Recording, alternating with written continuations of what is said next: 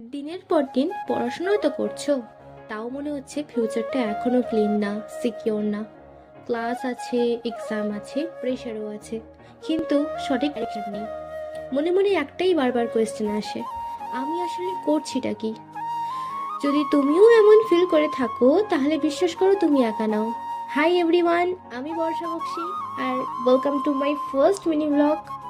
জানো তো, আমিও তোমাদের মতো একসময় এতটাই কাটছিলাম, চেষ্টা ছিল, পরিশ্রমও ছিল, শুধু ছিল না একটা সঠিক প্ল্যাটফর্ম।